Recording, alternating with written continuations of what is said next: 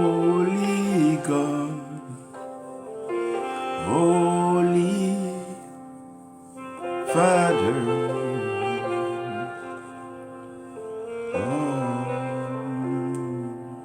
that we know that we still love you. Oh Jesus, you come back in our lives. We thank you, Lord. We celebrate you this morning again. We appreciate you and we thank you for your love and your tender mercies, your grace that saves us. Thank you for remembering us. And I believe you've never forgotten us. You are the faithful Father and we love you. Thank you for taking us through these days of prayer and fasting, these days of meditation, these days of reading the words, waiting upon you, pouring our hearts before you to receive guidance, receive counsels, direction for this year. Thank you for our brothers and sisters in Kenya, Ethiopia, South Africa, Nigeria, Ghana, Liberia, Sierra Leone, Gambia. Lord, we thank you for Botswana, Zimbabwe. We thank you for Cameroon. Lord, remember Burkina Faso, Côte d'Ivoire and Guinea as you take control of everything and you put to shame all the operation of the power of darkness. We thank you and we love you, God. In Jesus' name we thank you, Lord. We thank you, Lord. We bless your holy name. We celebrate you, divine God. Merci Seigneur pour ta grâce, ta faveur, ta bénédiction et ta paix en cette journée. Merci pour ce début d'année. Une année que nous croyons glorieuse. Une année bonne. Dans laquelle nous espérons beaucoup de choses de ta part et tu ne nous as jamais failli, Seigneur. Merci d'ouvrir les lucarnes et les vannes pour la mission, car nous savons que tu es Dieu et que tu opères toujours pour nous bénir. Aujourd'hui, par la grâce de Dieu, j'aimerais expliquer, enseigner, présenter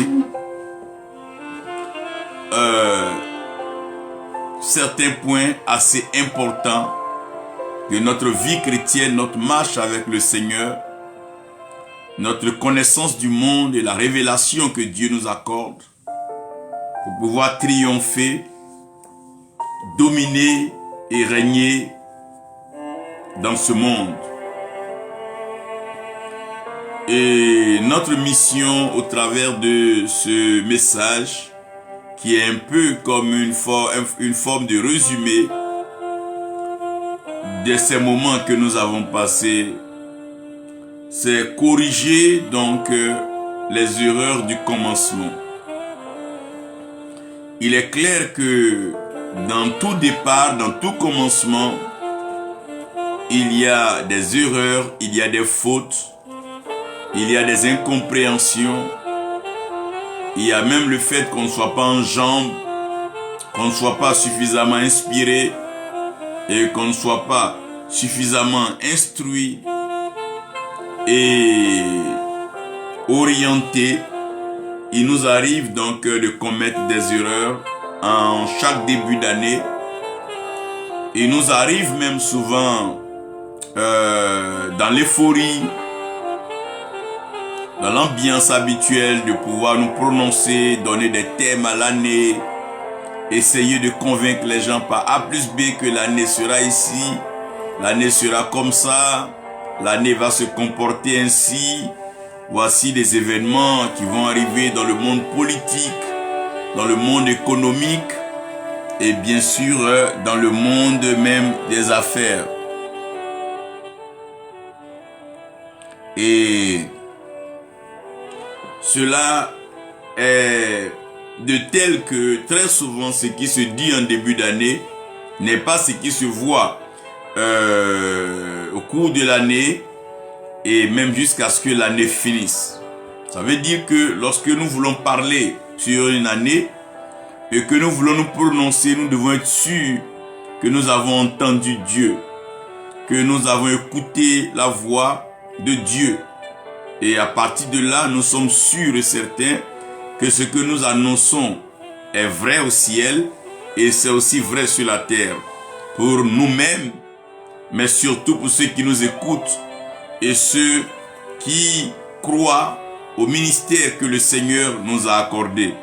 Donc j'aimerais qu'on corrige donc les erreurs du commencement dans nos vies, dans notre approche, notre compréhension de la parole de Dieu et surtout dans la prédication de l'évangile qui est devenue donc une profession, une fonction et une passion pour plusieurs d'entre nous.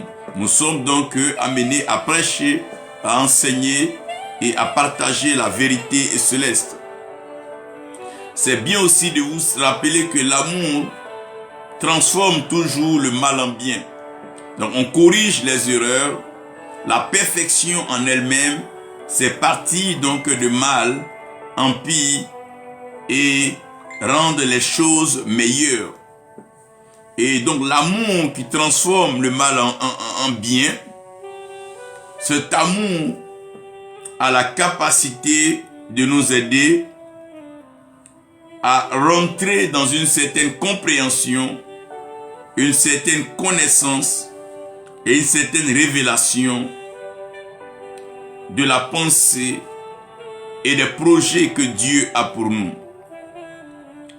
Aujourd'hui, le thème dont je veux parler, c'est le mystérieux fruit. Et le mystérieux fruit va m'emmener donc par la grâce de Dieu à vous laisser ici une pensée forte. Transformer le fruit avant d'eux. Donc transformer le fruit avant de le consommer. Transformer le fruit avant de l'utiliser. Donc transformer d'abord avant de l'utiliser. Voyez ici, il est important pour nous tous de regarder la pédagogie et la méthodologie divine. Lorsque Dieu nous crée, n'oublions pas qu'avant de nous créer, Dieu avait déjà créé les règnes. Et Dieu avait créé les métaux précieux, les minéraux et tout ce qui allait donc animer la vie de l'homme. Et Dieu va permettre à l'homme d'être dans un jardin, ce que j'appelle au cœur du jardin. Les tests qui nous seront soumis et les tests qui vont donc animer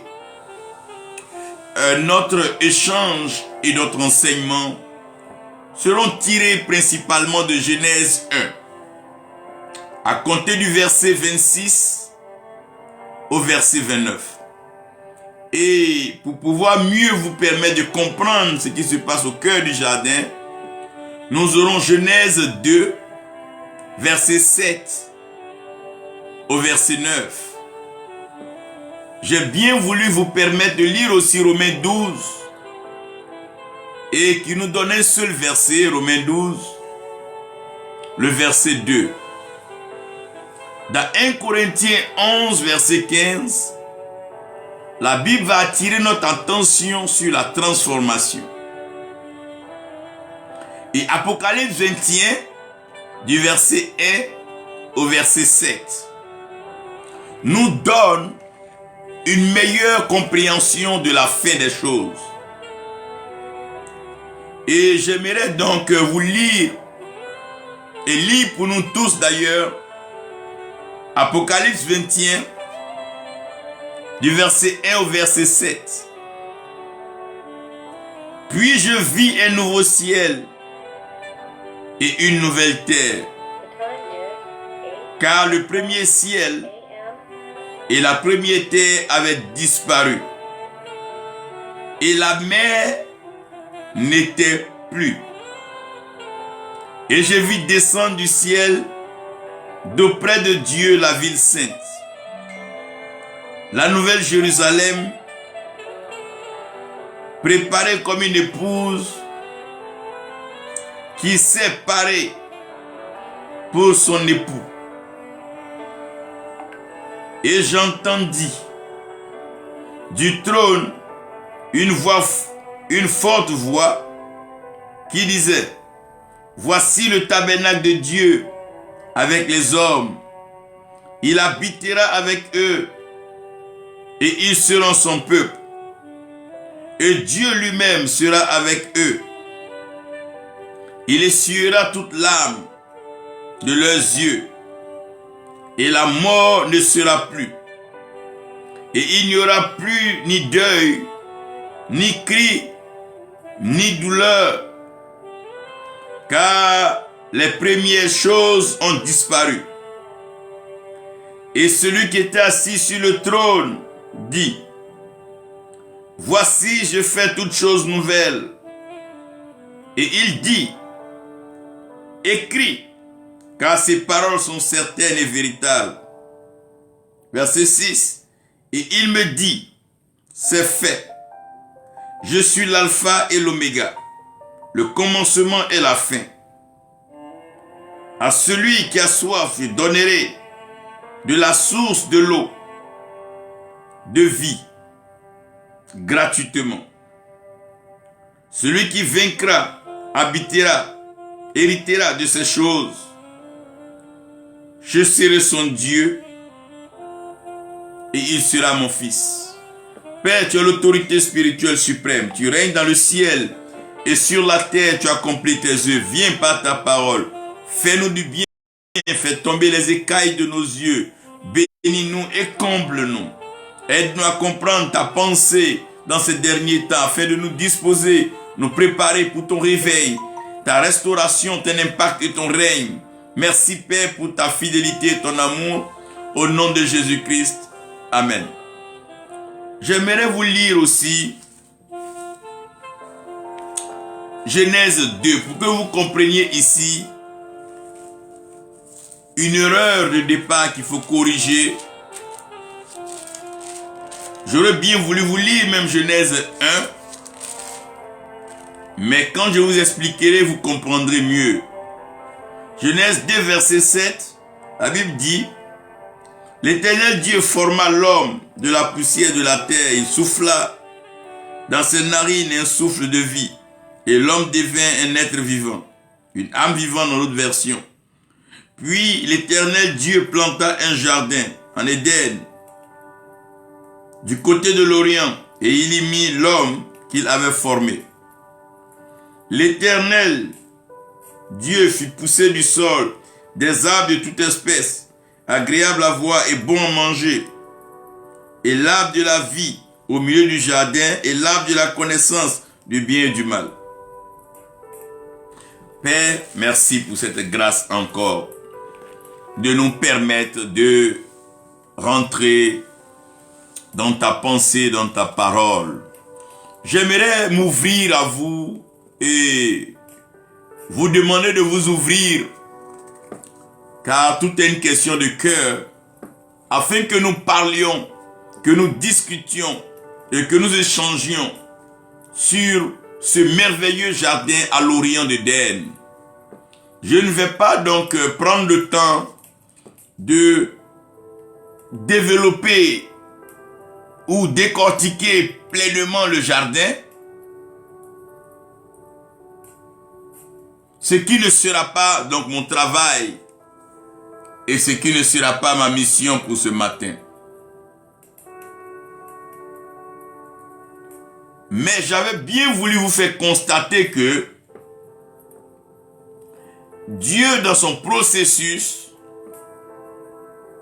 il y a eu des temps où Dieu a créé, il y a eu des temps où Dieu a créé, il y a des temps où Dieu a formé, il y a des temps où Dieu a fait, et il y a des temps où Dieu a planté. Donc créer, c'est amener à existence quelque chose qui n'existe nulle part, qui n'est connu de personne et qui n'est vu par personne. Former ou fabriquer, c'est prendre une matière et à partir de cette matière, faire un produit. Et nous bénissons le Seigneur pour la vie du prophète Régis, Barça, Rudy, que Dieu te bénisse. Le révérend Hubert, Mabo, que Dieu te bénisse, sa grâce repose sur toi, cette mission que tu as accomplie dans l'Europe et surtout la France. Donc comprenez que c'est Dieu qui est le créateur. Nous les hommes, nous ne créons rien. Nous faisons. Nous pouvons fabriquer, nous pouvons modifier. Mais le créateur, c'est Dieu. Et le jardin, c'est Dieu qui le plante. Donc Dieu plante le jardin en utilisant bien sûr le principe de la sémence et de la moisson. Donc Dieu plante un jardin et il envoie l'homme au cœur du jardin. Et dans la description et l'explication de l'esprit, dans ce même jardin, il y a un fleuve qui se divise en 4 bras. Et la Bible parle donc de la direction de chaque fleuve et les richesses qui sont attachées à chaque bras du fleuve. C'est ici que j'aimerais vous aider à comprendre que au cœur du jardin, comme dans le cœur de tout homme, tout le monde désire vivre. Les enfants désirent vivre, les grands désirent vivre, le riche désire vivre, le pauvre désire vivre, l'esclave désire vivre et le maître désire vivre. Tout le monde veut vivre. Donc il faisait beau vivre dans ce jardin. Au cœur de ce jardin, la vie était belle. Et regardez, quand Dieu souffle dans les narines de l'homme, l'homme devient une âme vivante. Donc la vie est au centre, est au cœur de la préoccupation de l'Éternel. C'est pour ça que tout ce qui vit, qui loue Dieu. Et Dieu est le Dieu des vivants. Donc au cœur de ce jardin bien-aimé, il y a la vie. Et dans ce même jardin, il y a des arbres. Et vous savez que la vie vient du cœur. Et dans le cœur de tout le monde, comme au milieu de ce jardin, il y avait l'arbre de la connaissance du bien et du mal. Il y a du bien et il y a du mal dans le cœur de tout homme. Grand comme petit, jeune comme adulte, vieux comme vieillard. Il y a le bien, il y a le mal dans le cœur de tout homme. Mais regardez ce que Dieu dit. Dieu dit à l'homme, il peut manger. Donc Dieu dit pas à l'homme, tu dois manger. Dieu parle d'une possibilité, une liberté, une capacité à l'homme de pouvoir manger. Mais il n'impose pas à l'homme de manger. Donc ça veut dire qu'avant que l'homme ne mange, l'homme peut faire un autre travail. Et Dieu, en tant que Père, il est le pourvoyeur. Le Père, il donne, il apporte la provision. Mais ça ne veut pas dire que parce qu'il y a la nourriture, on doit forcément manger. Et le Père est le pourvoyeur.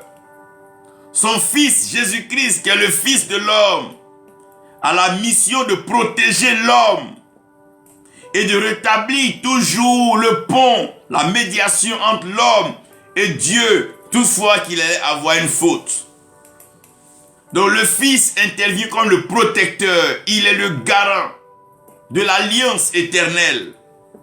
Cette alliance inviolable, cette alliance qui n'a pas de fin, et cette alliance qui favorise le salut à l'extrême, à tous les peuples et dans toutes les nations. Le but du Saint-Esprit, c'est de donner en nous les fruits dignes du Père. Donc le fruit de l'Esprit, c'est l'amour, la joie, la paix. Et comme vous avez la liste, comprenez ici que lorsqu'il y a un fruit, le fruit peut se manger. Mais laissez-moi vous dire que tout ce qui est mangé va passer par une transformation. Les aliments que nous mangeons, tout ce que nous consommons va être broyé dans l'intestin et après, il y aura une transformation après les sécrétions des liquides, des sucres digestifs, intestinaux et autres. Et c'est donc ce produit transformé qui va rentrer dans le sang.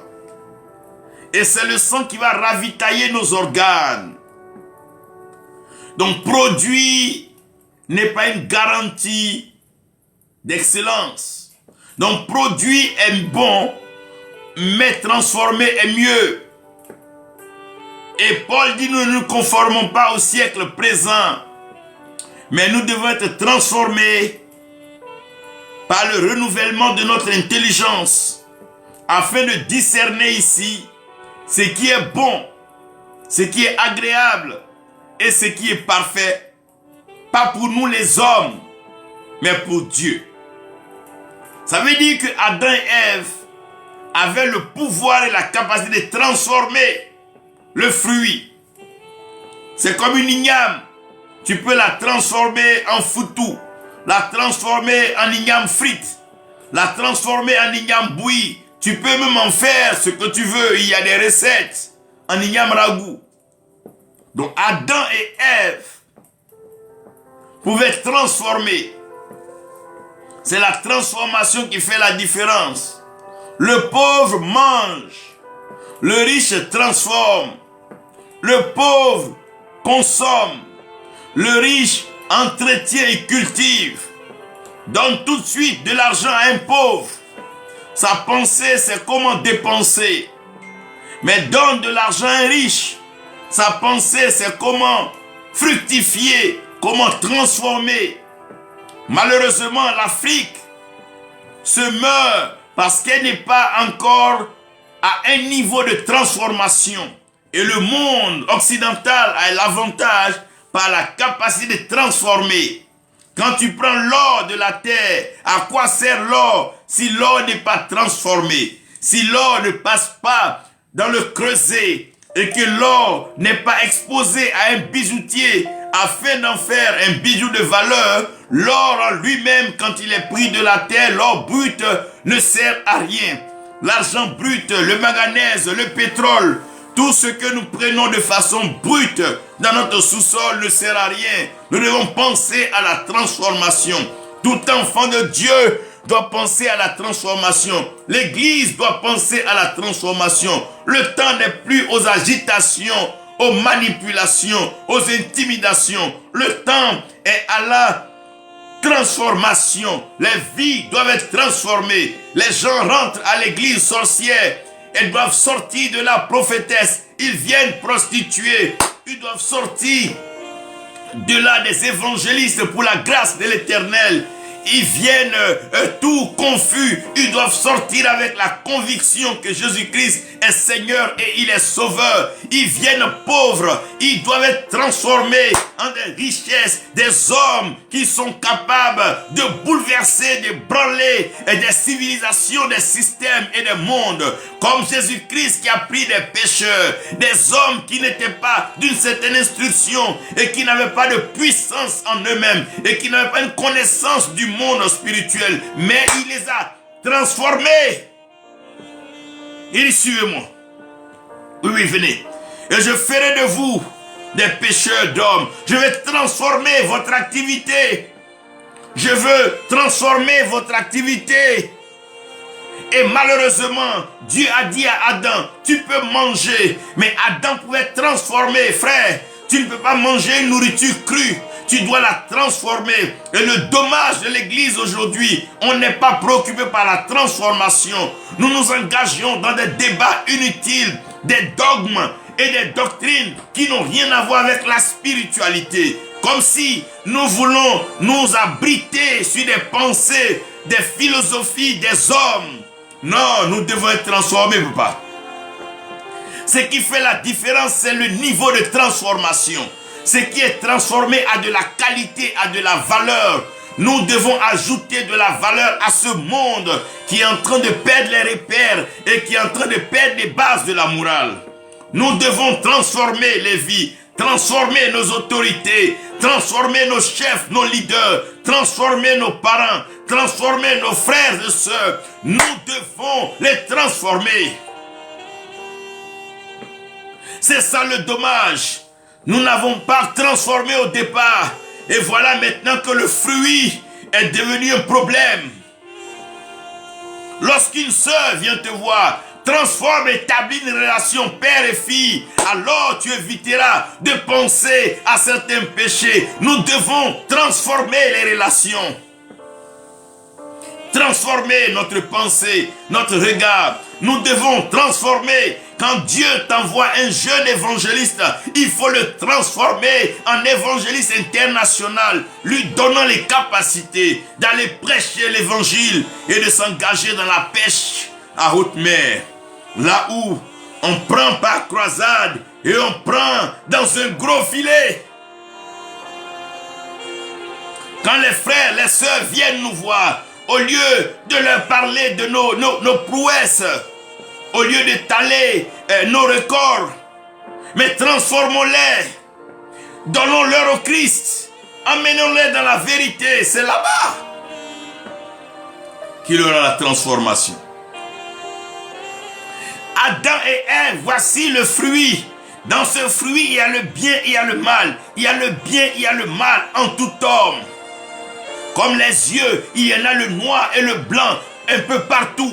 Il y a le mal et il y a le bien partout. En Afrique, en Europe, aux États-Unis, en Asie. Aujourd'hui, nous sommes clairs et nous ne pouvons pas nous tromper que le mal et le bien existent partout. Le mal et le bien se promènent un peu partout dans le cœur de l'homme, dans la pensée de l'homme, car la langue même de l'homme transporte la mort et la vie. La même langue peut dire la vérité comme mentir. La même main qui peut bénir, la même main peut maudire, la même main qui peut élever, la même main peut rabaisser. Or, le mal et le bien se promènent dans le cœur de tout le monde. Mais au cœur de ce jardin, le mal n'était pas encore entré en l'homme, mais il était juste au niveau du fruit. Il était au niveau du fruit. Il était encore un fruit. Il n'avait pas encore été consommé, mais il n'avait pas aussi été transformé. Papa, nous sommes dans une saison, si Dieu t'a appelé prophète, tu dois transformer toutes les mauvaises paroles, les pierres lancées contre toi, en proclamation solennelle de la grâce de Dieu. Frère, nous avons un mandat sur la terre. La prière que Dieu nous a donnée, c'est nous qui autorisons de façon légale l'opération du ciel sur la terre. C'est nous qui autorisons la manifestation miraculeuse, surnaturelle, les prodiges, les signes sur la terre par notre prière. Notre prière peut transformer les choses. Adam et Ève devaient penser à prier sur ce fruit. Il faut prier, il faut rendre action de grâce. Parce que quand tu pries, les choses se transforment. Adam et Ève pensaient transformation. Nous sommes dans une génération où on critique, personne ne veut transformer. Si elle est sorcière, elle est prostituée, elle est pauvre, mais qu'est-ce qu'on attend pour la transformer? Voulons la garder comme ça?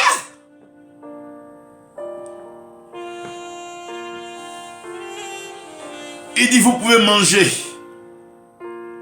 Comme vous pouvez aussi ne pas manger. Mais pour le fruit qui est au milieu là, ne mangez, ne touchez pas. Ne mangez pas. Parce que ce fruit de bien et de mal, il est complexe. J'ai besoin de vous instruire pour que vous puissiez approcher ce fruit. Mais pour l'heure, je vous donne de cultiver le jardin. Que cultives-tu dans ton cœur, pasteur, chrétien fidèle? Cultives-tu le mal ou le bien? Qu'est-ce que tu cultives? Quand tu prêches ton enseignement, ça sème quoi? Ça cultive quoi? Toi, tu plantes quoi dans cette nouvelle année-là? Le bien ou le mal? Toi, tu cultives quoi? Ton champ là, c'est un champ de bien ou un champ de mal? Toi, tu cultives quoi? C'est une question de culture. C'est ce qu'on sème qui va pousser. Celui qui sème, oh mon Dieu, le vent, il moissonne la tempête. Quand tu cultives le bien, oh mon Dieu, le bien croît, le bien te revient. Quand tu cultives le bien te suit. N'oubliez pas que la reconnaissance existe et le bienfait n'est jamais perdu. Celui qui cultive le mal, moissonnera le mal. Là, il périra dans le mal. Il cultive et garde le jardin. Que cultives-tu et que gardes-tu? Voilà la vraie question. Toi, tu cultives quoi? C'est vrai, tu peux prendre le titre que tu veux, te faire appeler comme tu veux. Mais ton message, quand on te lit, quand on t'écoute, quand tu parles, tu cultives quoi et tu gardes quoi? De tout ce que les hommes te font, tu gardes quoi? Le bien ou le mal? Et toi-même, tu cultives quoi? Le bien ou le mal? Un homme qui se plaint trop que les autres sont mauvais, mais qu'est-ce qu'il cultive pour passer toujours vers là où il y a le mal?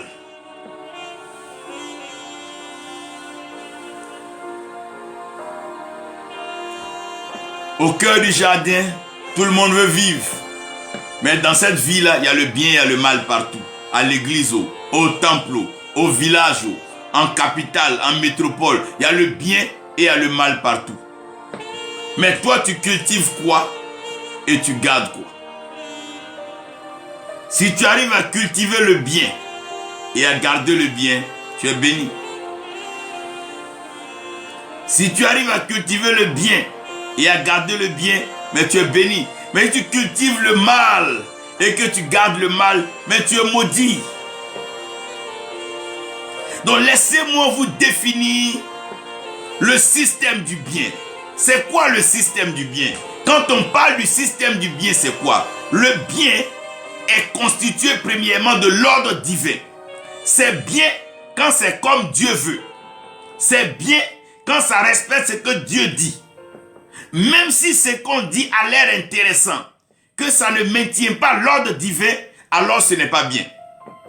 Si Dieu dit le matin, on se lave d'abord avant de manger, celui qui mange avant de se laver a fait le mal, parce que le bien est défini comme l'ordre de Dieu.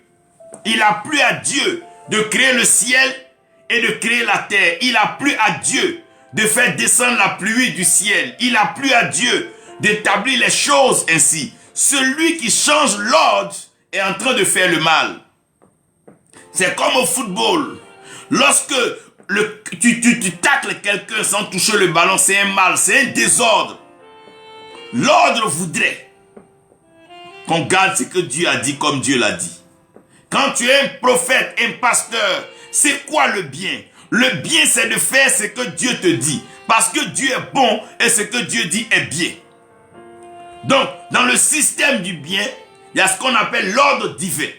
Parce que tout ce qui a été créé sur un ordre. Dieu est un Dieu d'ordre. Dieu ne bénit pas le désordre. Dieu bénit l'ordre. Donc, ordonne ta vie. La transformation, il faut savoir ordonner sa vie. Pour ceux qui font un peu de cinétique chimie ou les femmes qui préparent, l'ordre des ingrédients et des composants de la sauce va jouer dans le goût final de la sauce. On ne prépare pas n'importe comment. On ne parle pas n'importe comment. On ne prêche pas n'importe comment. Il y a un ordre. Les prophètes, il fallait d'abord que l'Esprit de Dieu vienne sur eux. Il y a un ordre. Dieu d'abord. Après les hommes. Le Créateur d'abord. Après la créature. L'ordre. Tout ce qui est bien respecte un ordre.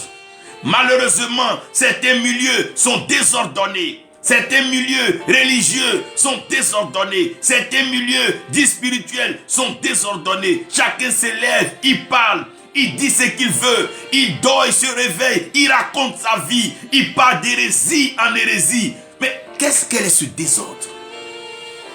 Et l'ordre doit régner et l'ordre régnera. Parce que le Seigneur n'autorisera pas le désordre. Quand tu fous le désordre, alors tu es chassé. Adam et Ève n'ont pas respecté l'ordre de Dieu. Dieu ne bénit pas le désordre. Le désordre ne fait pas prospérer. Il y a toujours un ordre divin. Cet ordre divin, c'est ce qu'on appelle l'automatisme spirituel qui déclenche directement le miracle. Et c'est l'ordre divin qui apporte la conviction. Quand tu fais ce que Dieu te demande, tu as la conviction que tu es dans la bonne voie.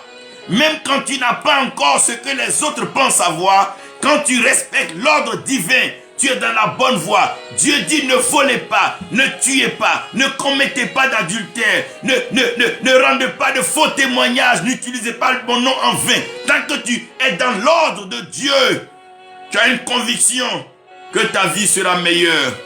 Le respect de l'ordre amène la conviction. Oh mon frère, quand tu es convaincu que Jésus-Christ est Seigneur, tu ne peux plus aller ailleurs. Quand tu es convaincu que c'est lui le sauveur, tu ne t'emmerdes plus. Quand tu es convaincu que c'est Dieu qui bénit, tu restes devant Dieu jusqu'à ce qu'il te bénisse. Parce que tu es convaincu que c'est Dieu ou rien. Quelle est ta conviction? C'est une question de conviction. La Bible dit, tout ce qui n'est pas fruit de conviction est un péché. Le problème, il faut que tu sois convaincu. Des gens qui balancent aujourd'hui là et à tout mouvement du matériel, leur langage change, leur prédication change et leur appel change. C'est quelle vie ça? Tu n'as pas de conviction. Corrigeons les erreurs du départ. Rétablissons l'ordre divin et ayons une conviction. Des gens meurent pour leur conviction. Des gens réussissent pour leur conviction. Des gens vivent pour une conviction. Quand tu n'es pas convaincu, tu es déjà vaincu. Il faut que nous soyons convaincus, fermes, que cette affaire passe ou pas. Nous, ce qui nous intéresse, Jésus-Christ est Seigneur, il est Sauveur, il est Fils de Dieu, il revient bientôt. Terminé. Terminé. Tout le reste, c'est des débats. Qui mange quoi, qui voyage où, qui fait tel mariage, c'est pas là le problème. Mais qui est notre Seigneur? Voilà les questions fondamentales. La conviction. Et c'est la conviction qui produit la lumière. Le bien est toujours suivi de lumière. C'est la lumière qui est la vérité. Quand tu es dans l'ordre de Dieu, tu es convaincu. Mais convaincu par quoi? Par la vérité. Un enfant de Dieu, quand tu lui dis la vérité, il reconnaît sa faute. Quelqu'un qui ne reconnaît pas la vérité, mais il est un fils du diable. Ce qui n'est pas dans le système du bien. Ici, il faut que vous compreniez bien. Ici, comprenez-moi très bien. Celui qui reste dans l'ordre de Dieu, qui est convaincu, il est lumière. Et la lumière est toujours avec lui. Parce que Dieu travaille avec la conviction. Comme ça, il est fidèle. Il est tellement convaincu qu'il ne change même pas. Il dit, il est l'éternel Dieu qui ne change pas. Il est le Père des lumières en qui il n'y a même pas d'ombre de variation. Il est. Le système du bien travaille à la lumière. La lumière, c'est la vérité. Un prophète doit avoir horreur du mensonge. Un enfant de Dieu doit même pas cautionner le mensonge, quel que soit ce que le mensonge peut te donner, parce que c'est un système. Et le système du bien collabore avec la lumière. Vous êtes la lumière du monde, nous sommes la lumière du monde. Pourquoi? Parce que nous sommes du système du bien. Là où l'ordre de Dieu règne, où la conviction est, et nous sommes sur la vérité. Vous connaîtrez la vérité et la vérité vous affranchira. Dans le système du bien, il y a la liberté. La vérité. Nous sommes dans un temps où les hommes ne veulent plus entendre la vérité. La démangeaison d'entendre des mensonges, des mystifications, des manipulations, des montages. Depuis que vous faites ça, ça vous donne quoi?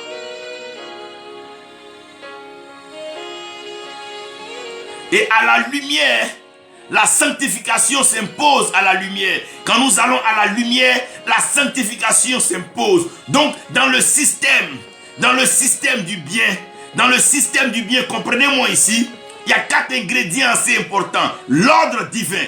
Un prophète doit faire régner l'ordre dans sa nation, dans sa maison. L'ordre divin n'est pas à négocier. Et l'ordre divin apporte la conviction. Élie dit, je vais mettre de l'ordre dans ce désordre-là. Akab et Jézabel se sont amusés. Mais laissez-moi ici m'engager là. Laissez-moi m'engager. Élie a rétabli l'ordre de Dieu. Le feu est descendu. Le peuple était convaincu. Dans la conviction, ils ont eu la vérité. Dans la vérité, ils ont détruit tout ce qui était de Baal. Et leurs vies sont entrées en ordre, la sanctification. La sainteté, le système du bien pousse à la sanctification. Je ne dis pas que tu ne peux pas tomber, je ne dis pas que tu ne peux pas faiblir, mais je dis le système du bien est un système de sanctification, est un système de purification, est un système de sainteté. Dieu est saint. Quand Élie a été révélé, il était vêtu de fin lin blanc, la blancheur. Faites attention, quand Esaïe l'a vu, Esaïe a entendu les séraphins qui criaient Saint, Saint, Saint, est l'Éternel, frère. Voilà le système du bien. Quand on parle du système du bien, c'est ça. L'ordre de Dieu, la conviction qu'il est Dieu, la lumière qui apporte la vérité. Quand on parle de la révélation, au fait c'est la lumière. Quand vous regardez dans Jean 1, la Bible parle de ce commencement qui était la parole, et cette parole qui devient maintenant la lumière, et cette lumière qui devient la vie des hommes. Et c'est la vie aussi qui est la lumière, parce que la lumière est dans la vie et la vie est dans la lumière. Au cœur de ce jardin, tout le monde veut vivre. Mais quelle vie? Tu veux mal vivre ou bien vivre? Voici le système du bien. Maintenant, contrairement à ce système-là, il y a ce que Dieu n'a pas créé, mais qui est devenu par le faire. Genèse 1, regardez bien. Le système du mal est caractérisé par le désordre. Au commencement, Dieu créa les cieux et la terre était informe et vide. La terre était informe et vide. Mais qui a créé ce désordre? La meilleure façon pour le diable de pouvoir rentrer, c'est de créer un désordre. Aujourd'hui, il y a un désordre sexuel, un désordre relationnel. Les enfants injurient les pères, les enfants manquent de respect aux pères, des enfants même qui osent gifler des pères. Quel est ce désordre diantre? Y a-t-il un prophète? Y a-t-il encore des oins pour ordonner ce désordre-là? Le désordre, ce qu'on appelle l'ordre mondial, l'ordre satanique. Parce qu'un enfant a plus d'argent qu'un grand, il va soumettre ce grand à des actes pervers, vicieux, comme la sodomie et des vices contre nature. Pour de l'argent, des pères, au lieu de prendre soin de leurs enfants, vont les tuer. Mais quel est ce désordre? Quelle est cette animosité? Je médite, je réfléchis, je ne comprends pas. Mais j'ai trouvé tout est lié au cœur. Au cœur de ce jardin. Comment Caïn peut méditer jusqu'à tuer son propre petit frère? Ce n'est pas accidentel, les deux se battaient. Il a eu le temps de planifier. Alors que Dieu a dit tu ne tueras point. Le désordre. Le désordre. Ce monde est un désordre. Celui-ci invente la maladie qu'il veut. Celui-ci, c'est un désordre. Juste pour le matériel. Pour juste le matu vu. Et un peu vivre quelques heures. Après mourir comme des poulets. Ils ont eu tout cet argent dans le désordre, les rébellions. Mais ils meurent comment? Malheureux. C'est le système du mal. Le mal entraîne la malédiction. Et la malédiction conduit à la mort. Alors que le bien nous envoie dans la bénédiction. Et la bénédiction, c'est la vie. Le désordre a été créé par le diable. Parce que Dieu est un Dieu d'ordre. Donc Dieu ne peut pas créer le désordre. Tel père, tel fils. Dieu ne peut pas créer le désordre parce qu'il est un Dieu d'ordre. Mais qui a foutu le bordel, le cafouillage? Mais allez-y voir un peu plus haut. Déjà la création dans les cieux, il a voulu s'asseoir à la place de Dieu. Oh, rebelle désordonné. Le système du mal, c'est du désordre. Où des enfants, eux-mêmes deviennent des pères. C'est quel désordre ça? Des enfants qui n'ont même pas encore lu la Bible s'autoproclament archers. Ça veut dire quoi? Ça vient d'où? Quel est ce désordre? Celui-là s'autoproclame. Il appelle des gens, on lui met l'huile sur la tête. Quel est ce désordre-là? Et dans le désordre, il y a toujours la confusion. Oui. Il y a toujours la confusion. Quand le diable veut entrer, il sème la confusion. Parce que la confusion ouvre la porte au doute. La confusion. Est-ce que Dieu a vraiment dit? C'est la confusion. Aujourd'hui, on ne sait plus qui est père, qui est pasteur, qui est prophète, qui est quoi. On ne sait plus. Tout est mélangé, tout se mélange. Et le désordre augmente. Les gens sont mélangés. La confusion. Nous sommes dans un temps de confusion. Regardez la confusion. Les gens ne savent plus. Jean dit, allez-y, demandez. Est-ce que c'est le Messie? Ou bien on doit attendre un autre. Quand la situation devient bizarre, le diable introduit la confusion. La confusion. Aujourd'hui, des gens sont confus. Jusqu'au point où des pasteurs se demandent, est-ce que le ciel existe? Est-ce que le ciel est réel? Est-ce qu'on doit aller au ciel? C'est des questions à se poser aujourd'hui. C'est aujourd'hui qu'on se pose ces questions-là. C'est aujourd'hui qu'on fait les débats du ciel et de la terre. Allons revoir le commencement. C'est qu'on a cru en qui? On a cru comment? On nous a prêché quoi? Arrêtons ce cycle. Arrêtons ce cycle. Attendez.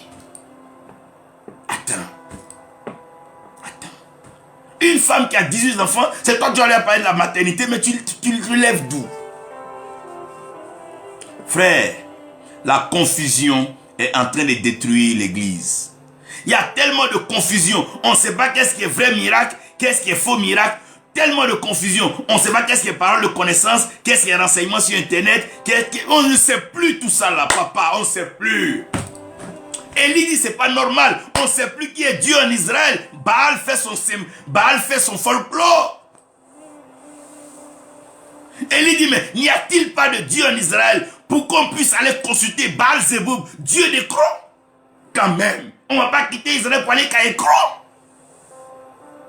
La confusion. Des gens qui ont accepté Dieu, mais qui ne croient pas que Dieu peut les enrichir. Dieu peut prendre soin d'eux, les nourrir quand ils quittent la terre. Mais toi, tu as cru en Dieu comment? Tu vois Dieu comment? Toi, tu as accepté Dieu. Maintenant, c'est dans le réseau, dans le secte. Tu vas aller chercher l'argent. Dieu ne peut pas te nourrir. Dieu ne peut pas te bénir. Mais est-ce qu'on vous a parlé de Dieu, vrai? Il va falloir qu'on corrige ces erreurs-là. Et la confusion s'appuie sur les ténèbres. Le système du mal à une force qu'on appelle les ténèbres. Quand on parle des forces des ténèbres, les œuvres des ténèbres, les ténèbres, Dieu est lumière, en lui il n'y a point de ténèbres. Donc qui a envoyé ce ténèbre? Alors que les ténèbres entretiennent le mensonge, qui donc est le père du mensonge? Trouvez-moi le père du mensonge et nous allons à la conclusion. La Bible dit que Satan est le père du mensonge. Il a commencé à mentir depuis le commencement. Non, il a commencé comme ça, il va terminer. C'est un menteur. Le monde des ténèbres, le système des ténèbres, des gens vont baptiser avec les ténèbres, qui riment avec la nécromancie et autres, et ils pensent que, mais comment aller vendre son âme dans le noir? On te vend quelque chose dans le noir, tu sais pas si c'est vrai, c'est original, tu cours avec ça. Sortez quand même des ténèbres. Frère, sortez des ténèbres. Sortez de ces sectes, de ces pratiques. Dieu prendra soin de vous. Venez à mon Dieu, venez à Jésus, venez au Seigneur. Il peut vous sauver, il vous sauvera. Il va restaurer votre vie. S'il a pris soin de Pierre, Paul, s'il a pris soin de Jean, s'il a pris soin d'Apollos, s'il a pris soin de tout, si Dieu a gardé Abraham, Isaac, Jacob, je suis comment, il ne peut pas me nourrir, toi tu es comment? Le Dieu qui a nourri tout ce peuple-là dans le désert pendant 40 ans, ne peut-il pas te nourrir toi seul, ton ventre, avec ta petite famille? Ce Dieu à qui l'or et l'argent appartiennent, as-tu besoin d'aller vendre ton âme encore? Cette lumière qui brille, as-tu besoin d'aller te promener dans les ténèbres? Qu'est-ce que tu fabriques? Et les ténèbres encouragent le mensonge. Et le mensonge cache l'iniquité. Et l'iniquité accouche du péché. L'iniquité, à la différence du péché, c'est que l'iniquité, tu ne vois pas. C'est enfoui en toi. C'est comme la jalousie, la haine, la méchanceté, la gourmandise. Ça est en toi. Alors que le péché, tu le commets, on le voit. Tu peux te repentir. Mais l'iniquité, c'est un système. David, il a été conçu dedans. Il ne sait même pas, il est né dedans. L'iniquité.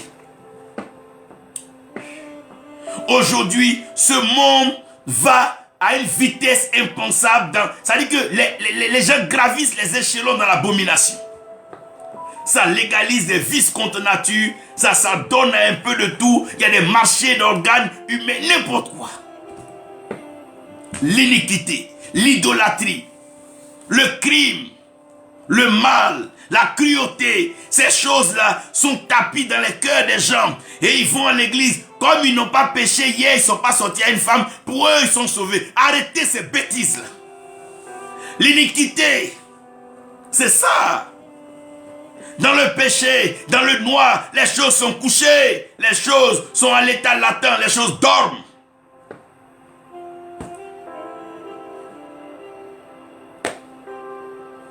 Voici les deux systèmes. Et il faut une confrontation. Il faut une confrontation. Parce que Paul dit que nous n'allons pas nous conformer à ce siècle présent. Nous n'allons pas accepter ce désordre. Nous ne sommes pas d'accord avec cette confusion.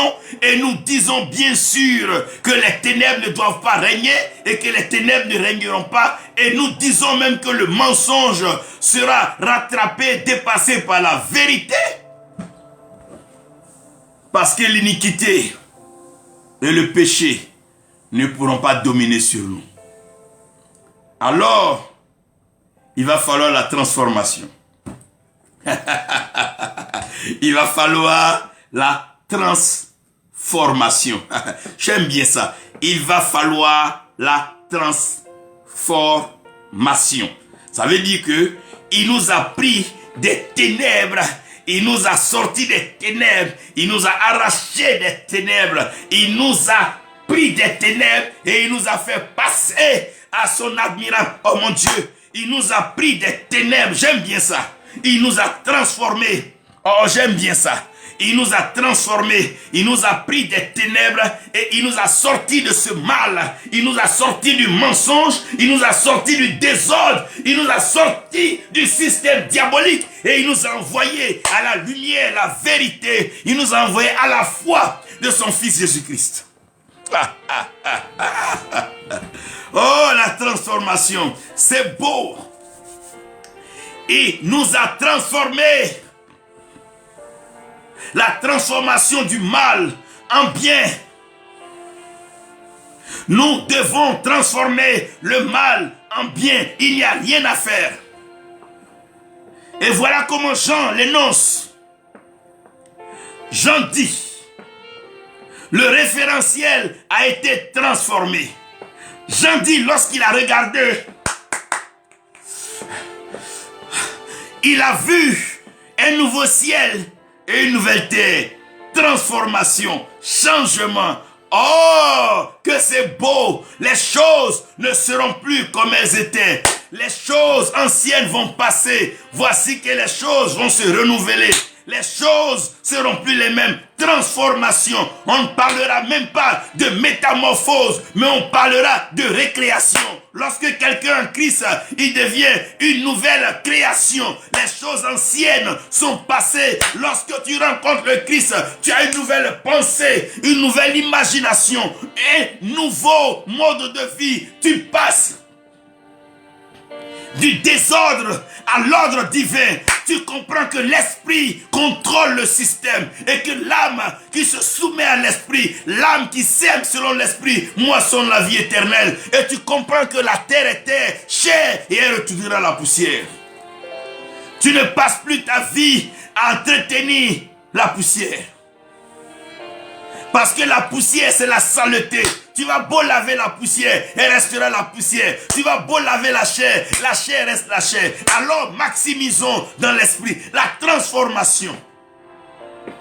C'est lorsque l'esprit se positionne et ouvre le boulevard de l'éternité. C'est quand l'esprit est au rendez-vous. Cela, parce que n'oubliez pas que la chair et le sang ne participent pas au royaume des cieux, mais c'est le royaume des cieux qui vient avec la puissance nous transformer. C'est là où le paralytique n'a pas le choix, il doit se lever. Le mort, on n'a plus le temps à perdre, il doit se lever. Le possédé démoniaque n'a plus le temps de perdre le temps des évangélistes. Il doit être délivré. Le système doit changer.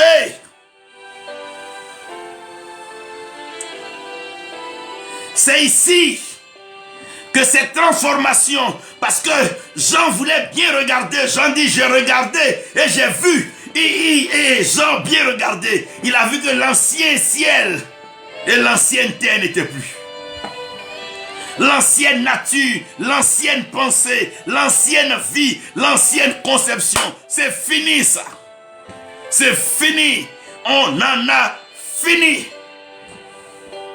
Hier est passé, c'est déjà fait. La transformation, c'est quitter aujourd'hui pour aller vers demain en tenant compte des erreurs du passé. C'est aller de perfection en perfection, marcher sans regarder derrière, se focaliser sur le but et l'objectif. C'est la transformation. C'est vrai que je ne suis pas parfait. C'est vrai que je ne suis pas forcément saint. C'est vrai que je ne suis pas encore sage et tout. Mais je continue de marcher avec lui. Je le tiens par les mains. Je le suis parce que je veux être transformé. C'est ça la conversion. Transformé. C'est là la transformation. Le ciel et la terre passeront, mais sa parole ne passera pas, car la parole a le pouvoir de la transformation. L'oracle produit le miracle. La parole d'une bouche autorisée transforme des vies. L'oracle transporte le miracle. La déclaration transporte l'établissement. Dieu parle pour transformer. Il a parlé à Moïse, il a transformé. Il a parlé à Paul, il va transformer ton cœur. Laissez-moi bien le dire ici. Il va transformer ton cœur. Il enlèvera le cœur de pierre et il mettra un cœur de chair avant de répandre, de souffler son esprit sur toute chair. Et on va sortir du désordre pour entrer dans l'ordre divin. On va sortir du désordre des hommes.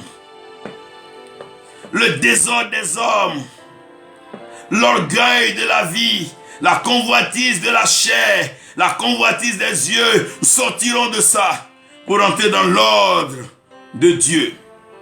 Comme Naomi, après avoir survécu miraculeusement et perdu son mari et ses enfants, a quitté Moab pour aller à Bethléem. Quitte le lieu du désordre. Tu sortiras de la maison du désordre pour entrer dans la maison de l'ordre.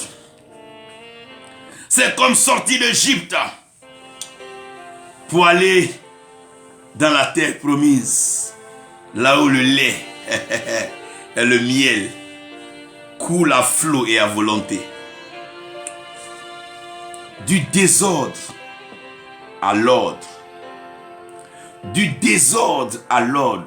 C'est là où tu ne mets pas la terre avant le ciel, mais tu mets le ciel avant la terre. C'est là où tu ne mets pas ta chair avant ton esprit, mais ton esprit d'abord, oh mon Dieu. C'est lorsque tu commences à faire la priorité, commences à connaître les choses comme Dieu demande. Tu sors du désordre pour entrer dans l'ordre. Il y a trop de désordonnés. L'être humain est ordonné, la tête, le cou et tout. Imaginez un homme qui a son cou à terre et qui a son pied sur la tête. Le désordre ne peut pas régner. Le désordre ne peut pas continuer. L'ordre a un devoir de régner. Et le règne est à l'ordre. Le règne est à l'ordre. À la mention de son nom, tout genou fléchit. Tout genou se met à genoux. Tout homme se met à genoux. Et toute langue confesse l'ordre maintenant. Que Jésus-Christ, oui, il est Seigneur et il est Sauveur. Il est roi et c'est lui le Messie. C'est lui la divinité manifestée. C'est lui le Yeshua Mashiach. C'est lui le Shiloh. C'est lui le tabernacle de Dieu. J'en dis des choses assez particulières là. C'est lorsqu'on sort de la confusion pour entrer à la conviction. Papa, hier on pouvait te blaguer avec affaire d'argent, affaire de prospérité. Si tu n'as pas ceci, tu n'es pas pasteur. Mais aujourd'hui là, où tu as ta Bible en main, où tu lis l'évangile, où tu écoutes ce message de transformation, non, rien ne peut te distraire. Personne, oh, personne ne peut te blaguer. Parce que ta carrière est définie, ta vie est claire. Oh, que Dieu bénisse cette sœur qui est avec nous. Le Seigneur va t'emmener dans une belle dimension de mélodie, dans cette nation d'honneur. Et comme un rock pop, Dieu va t'élever, laissez ça. Et plusieurs personnes qui étaient déjà dans le monde des ténèbres, à la lumière de cette mélodie, cette chaleur, plusieurs viendront à connaître Dieu. C'est le moyen par lequel Dieu est en train d'évangéliser là-bas. Sortir de la confusion à la conviction. De la confusion à la conviction. Aujourd'hui, tu dois être convaincu que ton Père, c'est Dieu. L'aîné de ta famille, c'est Jésus-Christ. Et tu es citoyen du ciel, en mission sur la terre, en tant qu'ambassadeur, représentant le ciel sur la terre. C'est la transformation, ça. Ce qui était mélangé sera arrangé. Ce qui était confus, mettre de l'ordre dedans. Sois convaincu, marche avec conviction. Avance avec conviction, ne t'attends pas. Si tu n'es pas convaincu, demande à Dieu, prie. Des ténèbres à la lumière, La lumière brille dans les ténèbres. La vérité avance. La vérité s'annonce. La vérité se proclame. Toutefois que Jésus-Christ prenait la parole, en vérité, la lumière de l'Éternel va couvrir toute la terre. La gloire de notre Dieu sera la lumière universelle qui va éclairer tous ses enfants. Nous serons tous éclairés. Nous sommes la lumière du monde. Nous allons éclairer ce monde. Nous allons illuminer, faire tomber les écailles des yeux des hommes. Nous allons éclairer. C'est fini. Des ténèbres à la lumière. C'est une transformation totale. Une transformation totale.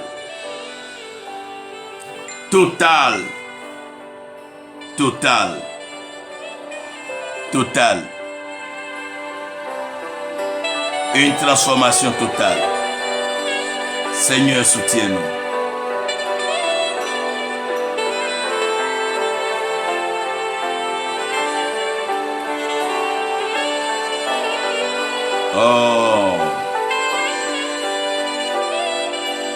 Oh, que ton règne vienne, Seigneur.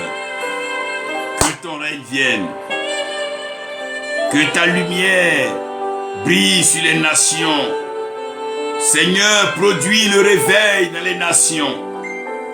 Seigneur, produis le réveil dans les nations. Que ton règne vienne, Seigneur. Que ta lumière, que ta vérité soit établie dans nos cœurs, dans nos vies. Que ta vérité soit le fondement de notre vie, Seigneur. Nous voulons vivre dans ton bonheur. Oui, le règne du bien sur le mal. La victoire du bien sur le mal. Le bien triomphera. La vérité triomphera. La lumière triomphera. La conviction triomphera. Oui, Jésus-Christ a vaincu Satan. Il a triomphé. Il a triomphé. Afin que tu crois en la transformation. Celui qui a vaincu et qui est plus que vainqueur, il vit en toi. Il est dans ton cœur pour te transformer. Ouvre-lui ton cœur. Oh, par lui seul, le salut est rentré dans l'humanité. Oh, thank you, Lord God. Oh, glorious Father. We celebrate you, God. For there is no one. There is no one like you. There is no one like you, Father. You are God. We rejoice in you. Thank you for everlasting life. Thank you for touching our lives and our soul. We give you glory. We give you praise and we give you honor, Lord. To you, only to you be the glory. Oh, to you be the glory. To you be the glory. To you be the glory. To you be the glory. Merci, Père. Bénis tes enfants qui ont été avec nous.